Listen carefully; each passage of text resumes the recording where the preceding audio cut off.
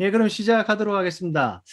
또 이렇게 초대해 주셔서 감사하고요. 제가, 이제 몇 달이나 됐는지 기억도 안 나는데, 세 번을 그동안 이 포스트 코로나 포럼 시리즈를 했었습니다. 그래서 오늘은 그 세 번 한 내용들과 관련이 되는 조금 더 이제 나가서, 다른 주제를 가지고, 그렇지만 연결된 주제를 가지고 한번 말씀을 나누도록 하겠는데요.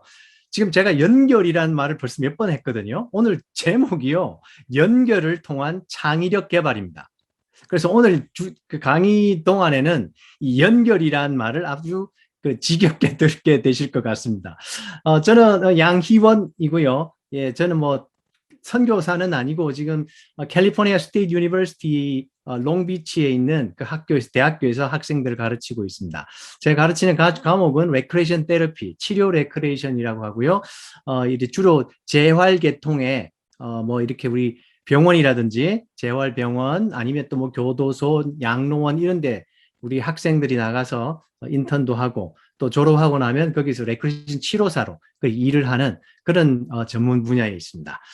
자, 오늘 예, 연결을 통한 창의력 개발 시작하기 전에요. 제가 몇 가지 아주 우스꽝스러운 넌센스 퀴즈 몇 개 내겠는데요. 혹시 대답을 하시는 분은 이렇게 잠깐 언뮤트하고 예, 말씀하셔도 되고 대답이 없으면 제가 지금 빨리빨리 넘어가도록 하겠습니다. 자, 첫 번째 문제 나가도록 하겠습니다. 자, 변비로 고생하는 분들의 눈물의 고백 찬송. 혹시 여러분들이 찬송가의 제목이나 가사를 아시는 분, 예, 아무나 말씀해 주시면 감사하겠습니다. 변비로 고생하는 분들의 눈물의 고백 찬송. 혹시 아시나요? 자, 갑자기 생각이 아마 잘 안 나실 텐데요.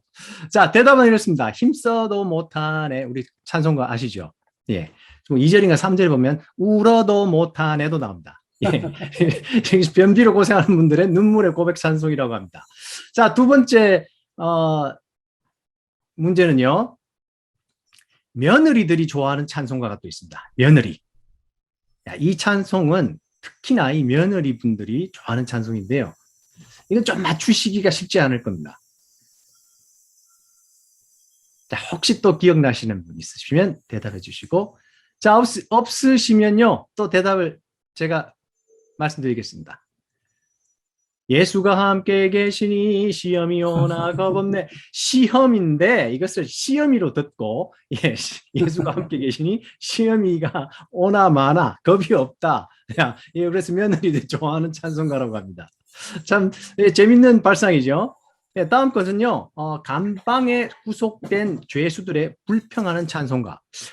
참 기가 막힌 찬송가가 있네요. 그죠? 감방에 구속된 죄수들의 불평 찬송.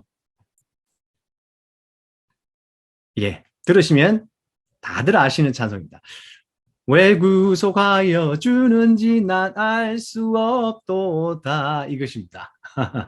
자, 마지막으로 한 가지 더 내면요. 대머리 분들이 제일 싫어하는 찬송. 예, 이것의 대답은요. 반짝반짝 빛나게 비치리로다 였습니다. 자, 제가 이렇게 실없는 이렇게 제가 넌센스 퀴즈를 시작을 했는데요. 자, 이런 넌센스 퀴즈를 들으시면 어떤 생각이 드시나요? 저는 이런 문제들을 보면서, 예, 우습다. 첫 번째는 우습다 하는 생각이 들지만, 두 번째는, 자, 이런 문제들을 개발해낸 사람들의 그 어떤 문제와 문제, 어떤 대상과 대상을 연결하는 그 연결의 그 창의력이 상당히 뛰어난 사람이고 아주 위트가 뛰어난 사람들이라는 생각이 듭니다. 자, 그래서 오늘 이 서론으로 지금 연결에 대한 이야기를 몇 번 했거든요. 그 지난 세 번의 강의 동안에는 제가 이 Thinking Outside Box라는 제목으로 자, 우리의 생각을 깨자. 우리 사고의 틀을 깨자. 자, 우리가 오픈 마인드가 돼서 자, 우리 머리 갇힌 이 바운드리를 넘어가서 넓은 세상을 바라보고 또 이렇게 다각적인 사고를 우리가 할 수 있으며 같이 연합하고 같이 합력하여서 하나님께 그 큰 어떤 선한 역사를 이루어가자. 이런 세 번의 강의를 했거든요. 자, 그러다 보니까, 자, 이것과 연관되는, 다시 또 연결이라는 단어가 나오죠. 자, 연결이 되어서, 자, 그러면 우리가 이 시대를 살아가는, 오늘 제목도 포스트 코로나 시대의 포럼인데, 자, 이런 급변하는 시기를 살아가는 우리에게 이 Thinking Outside the Box와 함께 예, 사고의 틀 깨기와 함께 우리에게 필요한 어떤 덕목 아니면 자세, 태도, 어떤 철학, 그런 접근들이 있다면 어떤 것일까? 능력이 있다면 어떤 능력이 필요할 것인가? 생각하다 보니까요, 예, 창의력이라는 것이 참 필요하다는 생각을 했습니다. 창의력. 자, 그리고 그 창의력에 대한 여러 가지 방법이 있겠죠. 우리가 창의력을 넓힐 수 있는. 그 중에 저의 오늘 강의를 통해서는 가장 그 중에도 키포인트가 되는 것은 연결이 아닌가. 이런 생각을 해보았습니다. 그래서 오늘의 두 가지 키포인트는요, 창의력, 그리고 연결에 대한 개념들과 설명입니다. 자, 오늘 이 강의를 통해서는 우리가 포스트 코로나 이 시대를 살아가면서 4차 산업 시대를 살아가면서 어떻게 살아갈 것인가 하는 어떤 how, 노하우 이런 거에 대한 이야기는 사실 없습니다. 그동안 많은 강사님들이 오셔서요. 정말 대단한 강의들을 많이 해주셨습니다. 지난주에도 우리 김부식 선교사님 그 어떤 what과 함께 how에 대한 이야기 전 그 문화사역을 하시는 그 내용들을 들어보니까요. 정말 기발하고 창의력이 대단하시고 정말 저는 어떻게 따라갈 수도 없는 그런 경지에 그런 사역을 하신다는 생각을 들었습니다. 우리 이생상 선교사님도 계시고 뭐 이용봉 선교사님도 계시고 다들 제가 이 포럼을 통해서 들어보면요. 이 창의력들이 대단하시고 연결을 할 수 있는 그런 능력들이 대단히 뛰어나신 분. 또 오늘 이렇게 호스트를 계속해서 1년 정도 벌써 하셨는데 우리 김요셉 목사님 또 선교사님 이 연결의 대가 아니십니까? 대가. 달인이신 것 같아요. 모든 걸 다 연결하시고 계세요. 많은 선교사들을 연결하시고 사역들을 연결하시고 참 여기 계신 분들은 제가 사실 이 창의력이나 연결에 대한 이야기를 하기에 민망할 정도로 이미 대단하신 분들이라는 생각이 듭니다. 일단 제가 그래서 박수를 한번 드리고 시작을 해야 될 것 같습니다. 참 감사를 드립니다. 일단. 자, 그래서 오늘 창의력에 대해서 이야기할 텐데요. 창의력에 대한 definition, 정의들은 참 너무 많아서요. 어떻게 누구의 데피니션이 가장 좋다 말씀을 드릴 수가 없어요. 그래서 여러 가지 제가 한 수십 가지를 보다가 저 혼자 그냥 아주 제일 쉽게 창의력을 한번 정의를 내려보니까 새로운 생각이나 개념을 찾아내는 능력. 이렇게 아주 간단하게 이야기할 수 있을 것 같다는 생각이 들었습니다. 조금 다르게 이야기한다면요. 기존에 있던 생각이나 개념들을 새롭게 조합한다는 말은 또 연결한다는 말이죠. 함께 뭉쳐서 그렇게 어떤 융합해내는 그런 정신적이거나 아니면 사회적인 능력이 아닌가 그렇게 생각했습니다. 더 쉽게 만들면요. 새로 뭔가를 만들어내는 능력이 창의력이다. 또 창의성이다. 크리에이티비티다 하는 생각을 해봤습니다. 근데 이 하늘 아래 사실 뭐 새로운 것이라는 건 없지 않습니까? 하나님께서 creation, 자, 창조하신 이후에 이미 뭐 모든 것이 창조되어 있는 것을 인간들은 그것을 조합하고 뭉치고 융합하고 연결시켜서 조금 더 리바이즈하고 또 뭐 modify하고 develop 시켜서 그렇게 뭔가를 만들어내는 정도이지 사실 완전한 새로운 것은 나오지 않겠죠. 자, 그래서 창의력, 이 창의성이라는 것은 정말 뭐 없는 것을 무에서 유로 만든다기보다 있던 것들, 하나님이 이미 창조해 주신 것들, 그리고 우리에게 주신 능력들을 통해서 뭔가 다시 recreation, 재창조해내는 그런 과정이 아닌가 이런 생각을 해봤습니다. 자, 그래서 오늘 이 창의성에 대해서 이야기를 하려고 하면요. 아이디어를 연결한다는 것이 참 저는 중요하다고 생각이 드는데 이것을 우리가 뭐 거창하게 생각하면 아주 거창하고 힘들고 또 이해하기 힘들겠지만 아주 실용적인 생활에서도 우리가 아이디어를 연결하는 것은 정말 허다하게 그 예가 많습니다. 여러분 한번 생각해 보세요. 요즘 스페이스가 공간에 그 얼마나 그 제약이 많습니까? 그래서요. 어떤 분들이 이런 생각을 해보신 겁니다. 우리 집이 2층으로 올라가 있는 복층인데, 이 스페이스가 부족하다. 공간이 부족하다. 그래서 옷장들을 만들면 좋겠는데, 옷장을 또 따로 놓으려니까 힘들다. 그래서 어떤 사람들이 이렇게 고안을 해낸 거죠. 그러니까 이 계단과, 뭐죠 이게? 뭐라고 부르나요? 옷장이라고 그럴까요? 서랍이라고 그럴까요? 이것을 합쳐서 두 개를 연결시켜서 이렇게 만드는 그런 아이디어들이 나온다는 겁니다. 자, 뭐 요즘에는 냉장고도 이렇게 나온다고 합니다. 옛날에는 냉장고 무조건 사서 따로 넣어야 됐죠. 근데 그러다 보니까 보기도 뭐 그렇게 좋지도 않고 불편하고 이렇게 잘 구색도 맞지 않고 그래서 어떤 분들은 이미 부엌을 설계할 때, 디벨롭할 때 이미 그 많은 그 카운터 탑 같은 거하고 이런 거 만들 때부터 쉘프를 만들 때부터 이렇게 빌트인된 그 리프리지레이터 냉장고를 만들어 버린다는 거죠.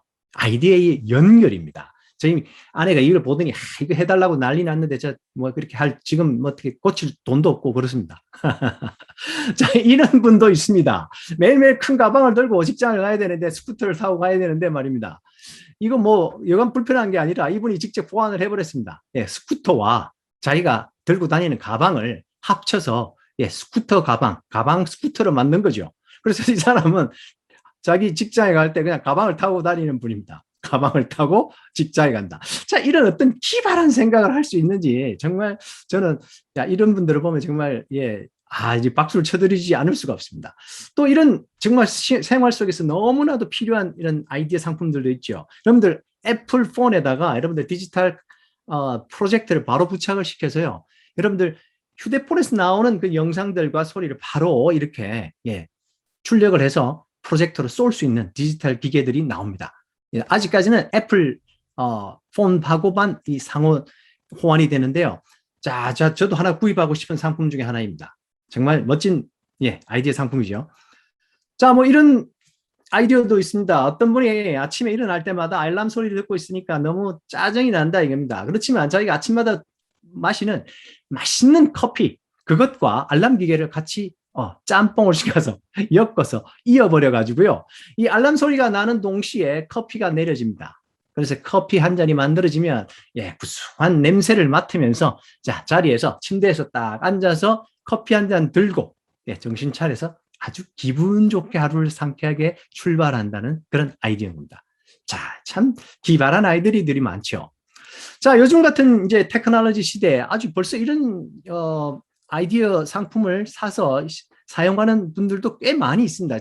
저는 아직 이거 잘 못해갖고 안 했는데요. 제 친구들 중에 이게 무인 경비 시스템을 자기가 직접 이렇게 사가지고 시스템만 사면요, 그다음부터는 돈이 하나도 안 들거든요. 그죠? 센서 하나 사고, 그다음 아이폰 뭐 스마트폰에 이미 있는 거고 컴퓨터 보통 있고. 그래서 이 무인 경비 시스템 같은 경우도 본인이 직접 이제는 그냥 다 집에서 만들어서 쓰고 자기가 어디 있든지 자기 집을 계속 경비 시스템으로 관리 감독할 수 있고 뭐 직장도 볼 수 있고 이제는 미국에 있더라도요, 한국에 있는 자기 집이 하나 있다. 그러면 한국의 집을 이렇게 무인 경비 시스템으로 다 볼 수 있는 그런 시스템이 있죠. 그러면 영상이나 음성이 자기 실시간으로 계속 확인이 돼서 모니터링 할 수 있는 그런 시스템을 갖춘다는 겁니다.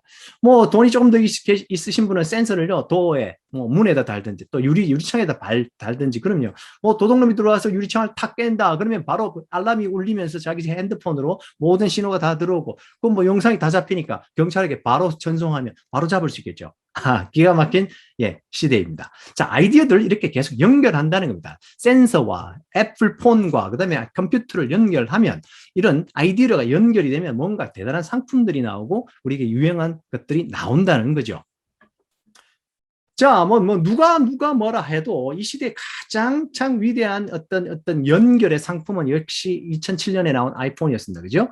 폰과 카메라와 오디오와 비디오와 이메일과 메신저와 인터넷 모든 걸 합한 이 손안에 들어가는 예, 이 아이폰 하나가 세상을 바꾸게 된 혁명적인 그런 상품으로 나왔습니다. 이것이 바로 예, 아이디어의 연결. 예, 이 스티브 잡스가 아이디어를 연결하는 바람에 이것이 나왔다는 거죠. 예, 그래서 이 연결과 융합 이런 단어들은 정말 이 시대를 살아가는 정말 중요한 키포인트들인데요. 사실 이 아이폰이 사실 4차 산업은 아닙니다. 그죠? 3차 산업을 대표하는 오히려 연결과 융합이었다면 지금 4차 산업 시대에는 그냥 연결과 융합 정도가 아니고요. 초연결, 초융합 시대로 가고 있다는 겁니다. 자, 그래서 제가 지금 오늘 사실 제가 하고 싶은 말은요. 우리가 이미 여러분들께서 너무나도 좋은 창의력을 가지고 이미 많은 아이디어를 연결하고 많은 사역들을 하고 계십니다.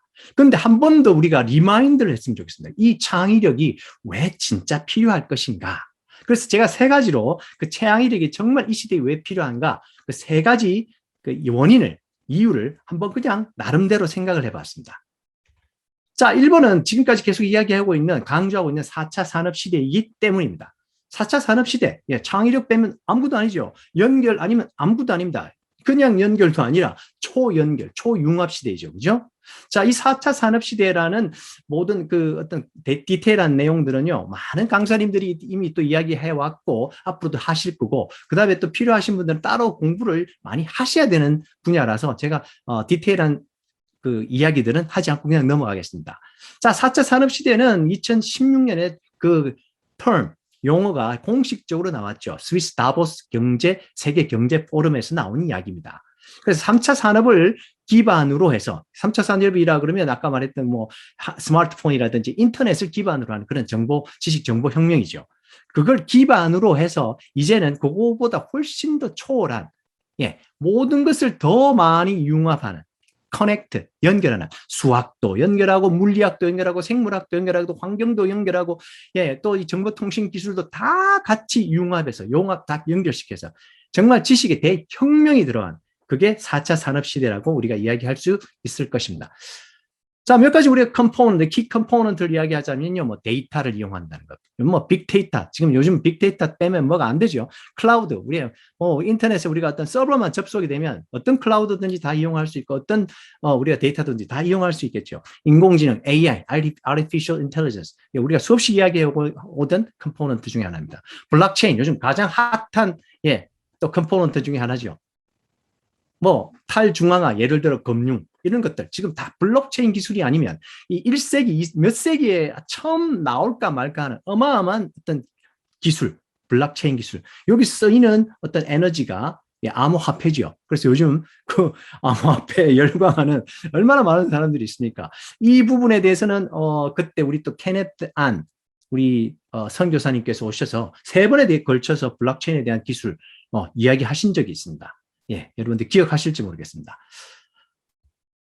자, 그래서 이것을요, 4차 산업 시대를 우리가 몇 가지로 키워드로 정리를 하자면 다시 또 우리의 초연결, 초융합, 또 우리 Artificial Intelligence, AI를 바탕으로 한 초지능, 요 정도 우리가 3가지로 요약을 할 수 있다는 겁니다.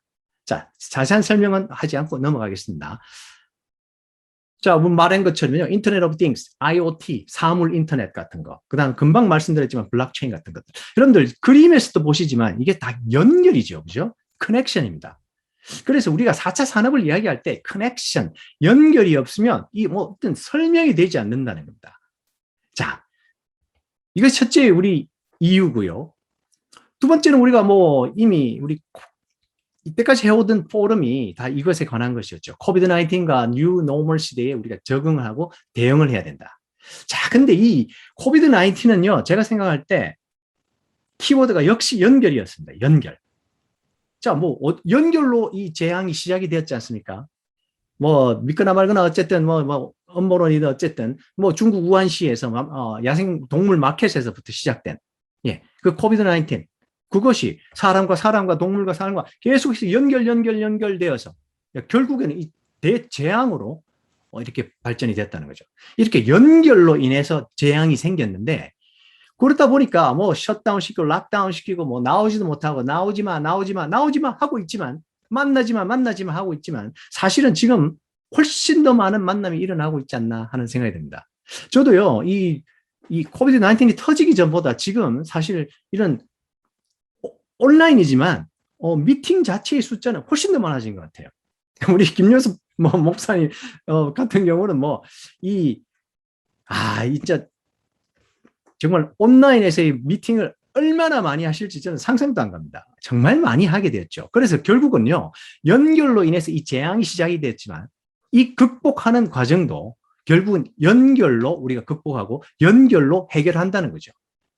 더 많은 연결, 더 많은 만남이 일어나고 있다는 아이러니 아니겠습니까? 그래서 여기 키포인트들도 하나의 연결, 코비드-19도 연결이라는 단어가 정말 중요한 단어다. 그래서 이전과는 전혀 다른 방식으로 전 인류가 사실은 더 긴밀하게 연결이 되고 있습니다. 연결.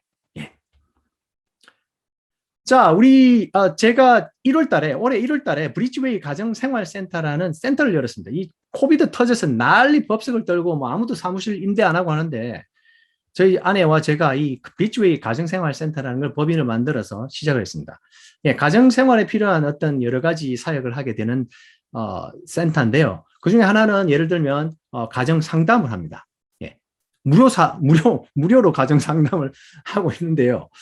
자, 이게 뭐 이 상담이 될까? 코비드 19 시대에 뭐 이거 누가 찾아오지도 않을 텐데 이런 걱정을 했었죠. 일면으로는. 하지만 지금 어떻게 됐냐 보면요. 대면으로 와서 하시는 분은 거의 없습니다. 다 줌으로 지금 상담을 하고 있는데요. 이 상담도 근처에 계시는 분들이 하는 게 아닙니다. 온 데서 어떻게 알았는지 모르겠는데요. 뭐 뉴욕에서도 오고 버지니아에서도 오고 저기 뭐 심지어 뭐 어디 남미에서도 연락이 오시고 한국에서는 수도시 연락이 오시고 이 전 세계에서 예 이렇게 계속 연락이 와서 줌으로 이렇게 가정 상담을 하게 되는 겁니다. 사실 그것을 염두에 두고 이 제목도 이 타이틀도 브리지웨이라고 했죠. 교량입니다. 교량. 어디와 A와 B를 연결하는 연결이죠. 브리지라는 것은 연결, 다리라는 것이 연결 아니겠습니까? 그래서 이게 사실 코비드 19이 터지지 않았다면 로컬 사람들만 와서 이곳을 이용했을 것입니다. 하지만 지금 코비드 19이 터지고 나니까 오히려 전 세계가 우리가 같이 연락이 되죠. 연결이 되고 예, 여기 앉아서 예, 세계에 계신 모든 많은 분들과 통화를 하고 같이 대면을 하고 상담을 할 수 있고 예, 가정생활센터의 어떤 서비스를 제공할 수 있게 되는 그런 엄청난 역사가 일어나는 겁니다. 자, 참 아이러니가 많습니다. 그죠? 자, 세 번째 이유는요. 100세 시대가 도래했기 때문입니다. 우리의 창의력이 필요한 이유가 100세 시대가 도래했다. 뭐, 그거하고 무슨 연관이 있나? 이렇게 우리가 뭐 의문이 드시겠지만요. 사실 여러분들 우리가 뭐 지금 뭐 60대도 계시고 70대도 계시지만 앞으로는 정말 오래 사십니다. 정말 재수 없으면요. 운이 없으면요. 100세 넘어 사시는 분들 많이 나올 겁니다. 그죠? 예. 자, 유엔에서 이런 단어를 만들어냈죠. 호모 헌드레드이라. 100세를 사는 인간이다. 자, 2009년에 나왔습니다. 그 당시에 2009년에 여기 보시면 밑에 뭐 잘 안 보이겠지만 1990년에 난 사람들이 한 80살 살고 2000년에 난 사람들은 한 88세 살고 2010년에 태어난 사람들은 100세 살 것이다. 그렇지만 지금 2020년대, 2021년에 태어난 우리 아이들, 이런 아이들은 몇 세를 살 것이냐? 분명히 100세 이상을 산다는 시대가 된다는 겁니다. 야, 정말 좋은 것 같기도 하고 안 좋은 것 같기도 하고. 자, 그래서 이게 100세만 사는 게 아니고 앞으로 훨씬 더 많이 살게 되면 정말 야, 이건 정말 죽지 않는 인간이 되는구나. 그런 시대가 오는구나. 그래서 어떤 사람이 호모 페닉스라는 말을 만들어냈습니다. 페닉스는 불사조죠. 불사조. 죽지 않는 새. 불사조. 호모 페닉스. 예, 그 사람이 양입니다. 양. 2021년. 예, 지금 포럼을 하고 있는 양희원이라는 사람이 만들어냈기 때문에 야, 세상에 아무도 다른 사람을 쓰는 사람이 없습니다. 제가 그냥 만들어낸 말이죠.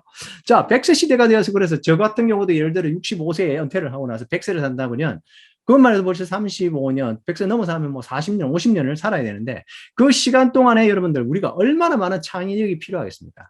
가만히 앉아 있으면 정말 그 시간을 어떻게 보낼까요? 그죠? 그래서 창의력이라는 것이 정말 필요하고 연결이라는 것에 대해서 또 우리가 생각을 해봐야 되는데요. 자, 현실적으로 조금 더 설명을 드리면요. 예를 들면 캘리포니아 샌프란시스코에 가면요. 캘리포니아 라이프 컴퍼니라는 것이 있습니다. 캘리코라고 부른다. 캘리코. 약자를 따서 캘리포니아 CA, 라이프의 LI, 컴퍼니 CO를 따서 캘리코라고 부르는데요. 이 회사는 생물공학 회사입니다. 근데요. 여러분들 구글은 잘 아시잖아요. 구글. 야, 구글 하면 모르는 사람이 없는데 구글이 정말 최근 약 10년 동안 헬스케어에 어마어마한 투자를 했습니다. 그 중에 하나의 프로젝트가요. 구글 캘리코 프로젝트인데요. 그래서 그 캘리코라는 회사가 실제로 지금 있고요. 거기 회사에서 하는 일들은 뭔가 하면 인간 수명을 500세까지 연장시키는 장수 프로젝트를 지금 하고 있습니다. 500세까지 살게 하겠다는 겁니다. 와, 기가 막힌 이야기 아닙니까? 그래서 이분들이 하는 일은 생면영장과 암정복, 수술 로봇을 정밀한 사람보다 수십 배 이상 정밀하게 수술할 수 있는 수술 로봇을 만들어내고 게놈 지도, 뭐 DNA 지도 이런 것들을 갖고 예, 스템셀 이런 연구들. 그래서 사람을 죽지 않도록 도와주는 모든 연구들을 진행을 하고 있습니다. 이분들 굉장히 사실 잘 공개를 안 해요. 자기들의 어떤 연구 결과들을. 하지만 예, 들리는 바로는 최소한 지금 120세에서 200세까지 살게 할 수 있는 기술들을 이미 다 개발했다고 합니다. 그래서 이분들이 그 모인 분들은요. 대단한 분들이 모였습니다. 생리학의 대가들, 생화학의 대가들, 광학, 이미징, 뭐 분자 생물학, 뭐 AI 전문가들, 이런 전문가 분야의 각 분야의 막 탁월한 전문가들이 모여서 그분들이 함께 일을 하는 거죠. 그분들이 또 다 연결이 되어 있다는 거죠. 그렇죠? 연결이 되어서 같이 융합이 되어서 이런 캘리코라는 회사를 운영하고 있다는 겁니다. 뭐 최근 뭐 작년 같은 경우는 프리놈이라는 여기 뭐 보면 이 그 로고가 나오는데요. 프리놈이라는 또 자회사가 있는데 거기서는 이미 혈액 채취만 해서 혈액 검사만 해도 암 진단이 거의 정확하게 나옵니다. 정확하게 나오는 정도가 아니고 모든 종양을 다 잡아냅니다. 그래서 이 종양이 악성 종양인지 그렇지 않은 종양인지까지도 다 알아냅니다. 정말 편한 세상 아닙니까? 뭐 어마어마한 검사 안 해도 됩니다. 그냥 가서 피 뽑으면 다 알아냅니다, 이 사람들이. 자, 그 정도의 기술을 가진 지금 지지경에 이르렀으니까 실제로 정말 사람들이 100세 이상 사는 시대가 금방은 아니겠지만 곧 도래한다는 것이 뭐 사실적인 것 같습니다. 현실적인 이야기인 것 같습니다. 이 칼리코 회사가 아까 말한 것처럼요, 구글에 많은 헬스케어 리레이티드 그 건강 관련 사업 분야에 그냥 하나의 회사일 뿐입니다. 그러니까 이 회사 하나만 해도 그 안에 어마어마한 사업이 이루어지고 그 안에 많은 사람들이 함께 연결돼서 하지만 이런 회사들이 또 여러 개가 있거든요. 자, 그런 회사들이 각각의 독립은 되어 있지만 사실은 다 또한 연결이 되어 있습니다. 이 큰 그림 안에 구글 헬스케어라는 큰 그림 안에 다 연결이 되어서 예를 들어서 오른쪽에 보면 딥마인드 있죠. 딥마인드. 이런 데 의료용 artificial intelligence, 의료용 그 인공지능만 만드는 데입니다. 개발해내야 됩니다. 자, 여기서 만들면 뭐 하겠습니까? 딴 데 다 같이 쓰죠. 칼리코 같은 회사에서. 자, 그래서 다 떨어져 있는 것 같지만 함께 모여있고 다 연결이 되어 있고 함께 융합이 된 그런 헬스케어 사업이라는 거죠. 자, 뭐 올해 이게 구글 헬스케어 같은 경우는 이제 많이 오히려 축소를 좀 시작했습니다. 뭐 구조조 정도 하고 너무 크게 방대하게 하다 보니까. 자, 그건 뭐 다른 이야기고요. 어쨌든 이렇게 모든 것이 연결이 되어 있다. 자, 연결이란 말이 또 나왔고 또 우리의 창의성을 위해서 이 100세 이상을 살게 되는 시대에 우리가 창의성이 얼마나 필요할 것인가 함께 한번 생각을 해보자는 것입니다. 자, 그래서 지금 세 가지 제가 말씀드린 것이 4차 산업혁명 때문에 우리는 창의성이 필요하다. 그리고 코비드-19 때문에 또한 창의성이 필요하다. 100세 이상을 사는 시대이기 때문에 창의성이 필요하다. 자, 제가 그래서 오늘 이 전반부의 이 이야기의 오늘 결론은 이겁니다. 그래서 우리는 창의성이 정말 필요한 시대를 살아가고 있다. 그리고 그 핵심 키는 역시 뭐니 해도 연결이다. 자, 이것이 이제 전반전 끝났습니다. 자, 이제까지 이야기했는데 자, 이야기하다 보니까요. 정말 매크로 큰 그림만 제가 이야기를 했습니다. 그래서 이게 뭐 어쩌라고 나한테 뭐 나는 어쩌라고 그래서 이런 질문을 하실 수 있지 않겠습니까? 그래서 우리 개개인은 뭐 어떻게 해야 되는데 내가 뭐 구글 헬스케어처럼 할 수도 없고 뭐 칼리코 회사처럼 할 수도 없고 뭐 나보고 뭐 어떻게 하라는 거예요. 그렇지만요. 우리 개인적인 측면에서도 우리가 한번 어프로치해서 몇 가지 생각해 볼 필요가 있을 것 같습니다. 개인적인 측면에서는요. 더 깊이 한번 들어가겠습니다. 더 작은 마이크로 에스펙트로 한번 들어가 보겠습니다. 우리 뇌를 먼저 한번 생각해 볼까요? 뇌. 자, 뇌를 설명하기 위해서 제가 굉장히 좋아하는 하나의 이론이 있는데요. 그것이 신경가소성이라는 이론입니다. 정말 오래전에 나온 신경가소성이라는 이 이론인데요. 사실 1800년대부터 나왔습니다. 개념 자체는. 그렇지만 이 굉장히 그 말 자체가 어렵죠. 그죠? Neuroplasticity. 영어로도 어렵고 한국말로도 어렵고 이 한문을 보면 신경은 우리 뉴런, 우리 신경은 잘 알겠지만 가소성, 소자라는 말은 이 어떤 흙으로 빚는다 이런 뜻인데요. 어떤 만들어낸다 이 말이죠. 그러니까 신경이 만들어진다. 신경이 계속해서 만들어지는 성질이 있다. 이런 뜻이 신경가소성입니다. 자, 이게 구체적으로 어떤 이야기를 하냐면요. 자, 우리 뇌를 살펴보면 우리 머리가 엄청 큰 사람도 어차피 한 5kg밖에 안 나가거든요. 그 안에 들어있는 두뇌는 한 1.5kg. 엄청나게 큰 두뇌 가지고 있는 사람이라고 해봐야 2kg. 그죠? 조그마한 이 뇌 속에 신경세포가 얼마나 많은가 하면요. 적게 가진 사람들이 보통 한 100억. 엄청나게 많은 뇌신경세포를 가진 사람 한 1000억 개도 가지고 있는 사람이 있다고 합니다. 그렇지만 보통 사람의 경우에 한 150억 개 정도의 뇌세포. 그 정도를 갖고 있는데요. 그게 뭐 150개가 있다고 해서 150개가 다 활용이 되는 건 아닙니다. 우리가 건강한 그리고 아주 활발한 정신사고를 하고 우리가 또 활동을 하는 사람들의 경우에 한 40억 개, 한 40억 개만 그 건강한 뇌세포가 있으면 왕성한 우리 정신사고를 할 수 있는 그런 상태입니다. 한 40억 개. 자, 그런데 우리가 20세, 25세, 뭐 맥시멈으로 25세 이후에는 계속 조금씩 그 뇌세포는 줄어들게 마련입니다. 그래서 한 30년 동안, 그러니까 50세, 55세가 되면 한 10억 개가 사멸되고, 그렇다면 보통 예, 우리가 150개, 150억 개를 다 가지고 있을 수가 없죠. 우리가 나이가 들게 되면. 그렇지만 그 숫자 자체가 그렇게 중요한 것보다는 우리가 한 40억 개 정도의 건강한 뇌세포가 있느냐 없느냐, 그게 더 중요한 질문입니다. 150억 개가 있어야 되는 게 아니고 우리가 40억 개만 있다 하더라도 그것이 잘 활동하고 있느냐, 가동이 되고 있느냐, 그게 중요한 문제인데요. 자, 그러면 어떻게 하면 건강한 뇌세포, 활동적인 뇌세포를 갈 수 있을까? 창의적이고 스마트한 머리가 될 수 있을까? 그걸 생각을 해보려면 우리 뇌신경 세포 한번 살펴보는 것도 괜찮습니다. 이 괴물같이 생긴 게 우리 뇌신경 세포인데요. 자, 이쪽 머리 부분이 있고요. 그죠? 머리 부분이 있고, 밑에는, 오른쪽에는 이 꼬리 부분이죠. 꼬리 부분. 예, 뭐 뿌리같이 생겼죠. 그것을 통해서 또 다른 신경 세포하고 이렇게 정보를 계속해서 주고받고 하겠죠. 자, 그래서 예를 들면 이게 두 개의 신경 세포가 연결되고 있습니다. 두 개가 막 꽉 묶는 게 아니고 사실은 전기적인 자극으로 이렇게 정보들이 전달이 되죠. 자, 그래서 우리가 아까 40억 개 정도의 건강한 뇌세포를 이야기했는데, 그것은 이야기하는 것은 이 세포 사이에 이 신경 연접, 시냅스를 통해서 얼마나 많은 정보들이 활동적으로 잘 연결이 되고, 정보가 전달이 주고받을 수 있느냐, 그 문제라는 겁니다.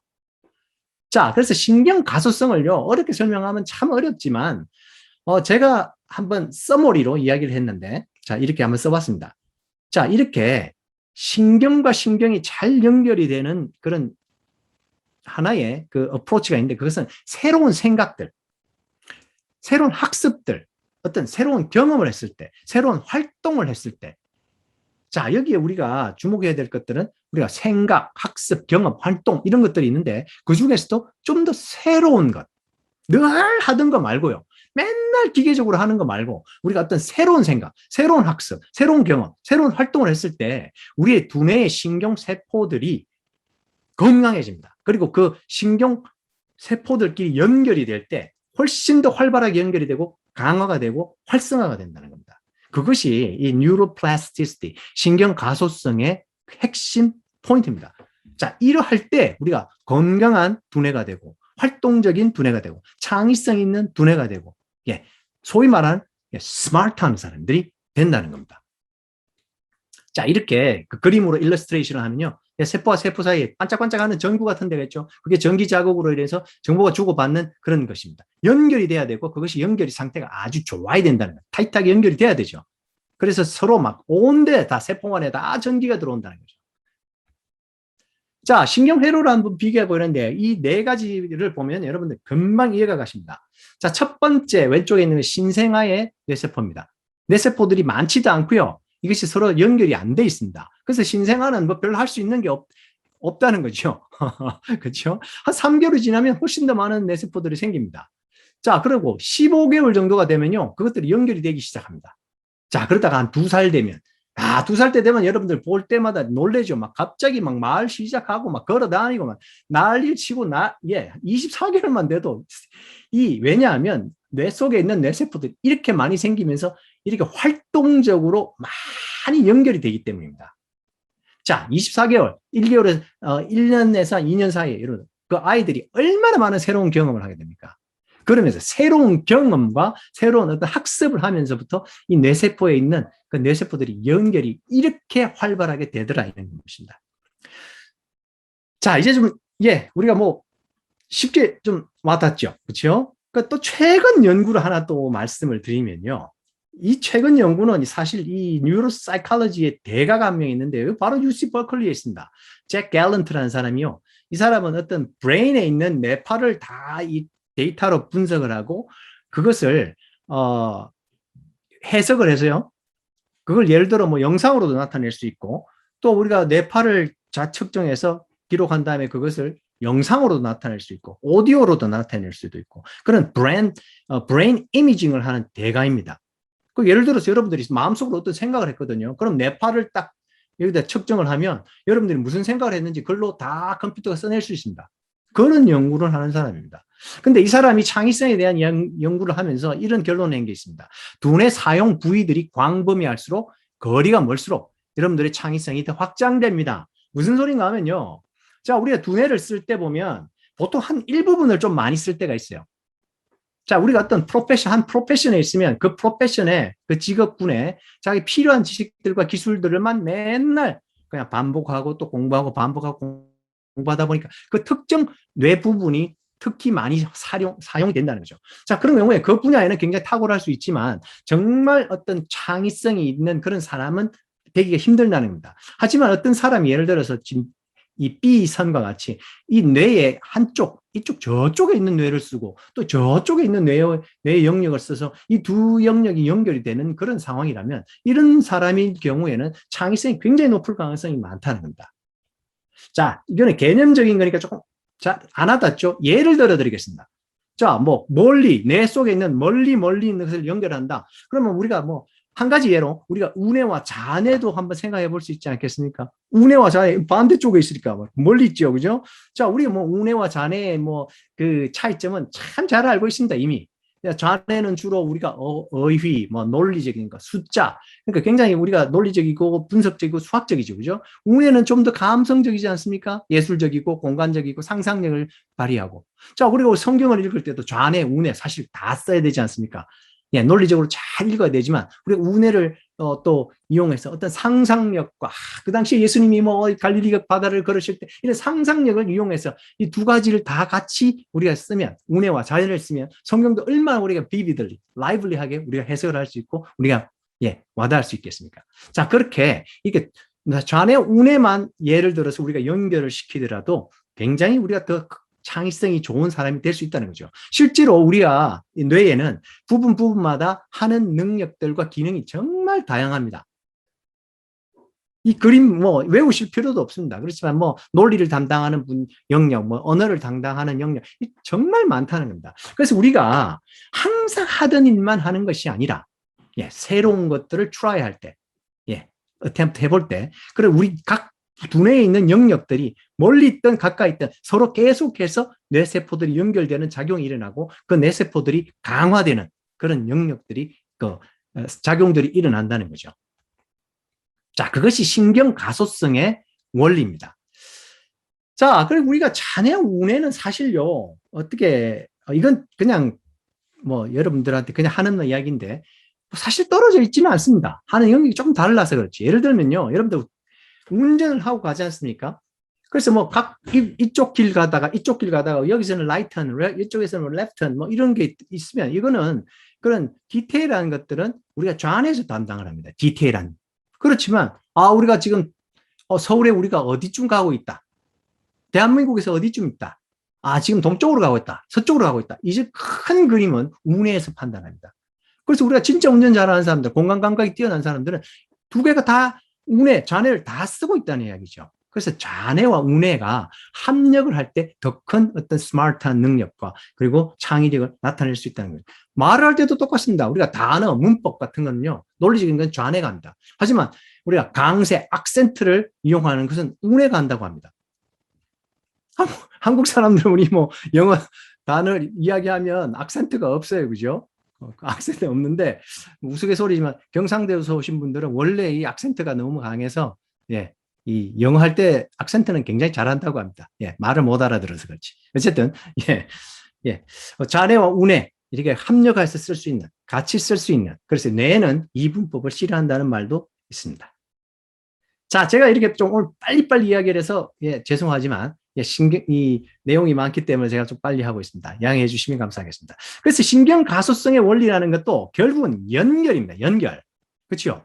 키워드가 또 연결이라는 게 나왔습니다. 생각도 연결하고 학습도 연결하고 경험도 연결하고 기술도 연결하고 우리 신앙도 연결하고 함께 모여서 협력하고 그러다 보면 우리가 연합이 되며 그리고 융합이 되고 또 새로운 어떤 굉장한 프로젝트와 사업들이 일어날 수 있다는 거죠. 자, 그래서 이제 마지막으로 세 번째 말씀을 드리자면요. 자, 우리가 처음에는 큰 그림에서 매크로 차원에서 한번 봤고요. 지금은 이 두뇌까지 살펴보는 개인적인 차원에서 왔습니다. 자, 이 연결과 창의성을 우리가 공동체 차원에서 우리가 바라보면 이것들 참 큰 의미를 지닌다고 하겠습니다. 질문 하나를 하겠습니다. 만약에 희귀 혈액을 가진 아이에게 급히 수혈이 필요한 부모가 있습니다. 그래서 그 부모가 막 너무 절박하기 때문에 막 종에다 막 써가지고 전단지 만들어서 거리로 나갔지만 뭐 만날 수 있는 사람은 몇 사람 없고 원하는 혈액도 못 얻었습니다. 자, 이 부모에게 여러분들 같으면 어떤 조언을, 어떤 해결책을 드리겠습니까?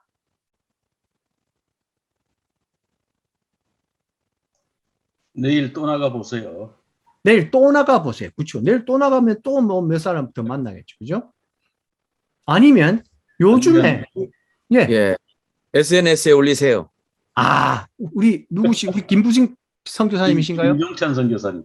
예. 제가 지금 얼굴이 안 보여서 호주 시드니에서 SNS를 올리라고 지금 말씀하셨습니다. 그렇죠? 그만한 이펙티브한 효과적인 방법이 뭐 있겠습니까? 그죠? 뭐 다른 방법들도 많겠죠. 물론 많겠지만 여러분들 뭐 소셜 네트워크를 통해서 이 돌리기 시작하면 이거 숫자가 몇 사람이 볼 수 있을지 그는 뭐 아무도 모르는 거죠. 그죠? 그래서 이렇게 우리가 연결한다는 것, 그리고 그것을 가장 효과적으로 연결한다는 것은 사람의 생명들도 살릴 수 있다는 그런 하나의 심볼릭한 이야기입니다. 자, 그래서 공동체적인 의미에서의 연결이라는 것이 얼마나 중요한지 저는 여러분들 요즘 뭐 이렇게 하버드 대학교 이런 데 제가 선교사는 아니지만 들어갔을 때 보고 그러는데요. 정말 놀랍습니다. 정말 이 선한 양심의 기독교인들이 이렇게 좋은 공간에서 모여서 이 지금 코비드-19 상황에서 오히려 그전 같으면 상상도 하지 못했던 일들이 지금 일어나고 이렇게 계속해서 연결이 된다는 것. 정말 저는 감동이에요. 그리고 우리 선교사님들, 목사님들 이런 분들이 이렇게 열심으로 이 시대를 준비하고 시대를 읽으려고 하고 학습을 하고 또 함께 모여서 공유하고 나누고 저는 제가 평신도지만 제가 정말 우리 선교사님들 그리고 목사님들을 다시 보게 됐습니다. 정말 우리 이 비전이 있다. 이게 정말 실망할 단계도 아니고 염세적인 접근을 취할 필요도 없고 이 정도로 열심히 하고 이 정도로 창의력이 있고 이 정도로 연결되시고 이 정도로 융합된다면 앞으로 큰 일들이 일어날 것이다. 지금도 이미 일어나고 있지만 그래서 수많은 선한 일들 그리고 창의적인 일들이 이 연결을 통해서 일어난다는 것을 확신하게 되었습니다. 자, 이제 결론을 내도록 하겠습니다. 제가 그래서 오늘 크게 세 가지 어프로치들을 이야기했거든요. 전 세계적으로 일어나는 그런 원인들. 그 두 번째는 개인적인 차원에서의 창의력. 그리고 세 번째는 아주 간단하게나마 우리 공동체에서 우리가 선한 기독교인들이 모였을 때, 함께 연결되었을 때 얼마나 많은 좋은 일들이 일어날 수 있을 것인가, 하나님의 언약들이 성취될 수 있을 것인가 하는 생각을 해보았습니다. 그래서 이제 결론을 몇 줄로 요약을 한다면요. 우리 새로운 시대에는요. 정말 많이 필요한 능력들이 있는데 그중에 한 가지가 키 포인트가 되는 것이 창의력이다. 그리고 창의력의 핵심 요소들이 여러 가지 있겠지만 제가 생각할 때 창의력의 핵심 요소 중에 하나는 연결이다. 특히 요즘에 이 4차 산업시대에서 초연결은 여러 가지 또 그 어떤 캐럴리스트들을 이용해서 생겨날 수 있겠죠. 요즘 같은 뭐 SNS라든지 우리 네트워킹, 그리고 뭐 여러 가지. 그래서 영합이 일어날 수 있다. 그리고 우리 개인적인 측면에서는 우리가 새로운 일들을 자꾸 시도해 보는 것, 새로운 것들을 자꾸 학습하고 배우고 쉐어하는 것들, 공유하는 것들이 우리 창의력 개발에 아주 큰 도움이 되는 것입니다. 특히나 아까 이야기한 그 뭐 우리가 리타이어하고 나와서 수십 년을 이제 뭐 자기의 특별한 작업 없이 살아야 되는 시대가 온다면 이런 창의력 있는, 항상 배우는, 항상 새로운 것을 시도하는 이런 것들이 얼마나 중요한 일로 등장을 하겠습니까? 그렇죠? 그리고 튼튼하고 긍정적인 연결고리가 많은 사람들은요, 뭐 많은 일을 할 수 있는 거는 뭐 당연하고요. 개인적으로도 정말 훨씬 더 건강하고 훨씬 더 행복하며 훨씬 더 창의력이 많은 그런 사람일 가능성이 아주 높습니다. 그리고 선한 양심의 기독교인들이 연결된다면요. 그 포텐셜, 그 잠재력은 정말 대단할 것입니다. 수많은 선한 일들이 여러분들을 통해서 일어날 수 있게 될 것입니다. 예, 마지막으로 우리 성경 말씀 하나 같이 쉐어하고 끝나겠습니다. 보라, 형제가 연합하여 동거함이 어찌 그리 선하고 아름다운. 저에게는 이것이 연결이라는 단어로 또 연결이 됩니다. 자, 이제 일단 제가 준비한 강의는 이것으로 마치고요. 제가 사실 뭐 지금 훨씬 더 많은 슬라이드는 있거든요. 근데 일단 시간 관리를 위해서 일단 끝내겠습니다. 끝내고 제가 지금부터는 여러분들과 함께 나누는 시간 잠깐 뭐 혹시 여러분들 느끼신 점, 뭐 깨달으신 점, 질문 있으신 점, 꼭 하고 싶은 이야기 있으시면 우리가 함께 잠깐 나누는 시간 가졌으면 좋겠습니다.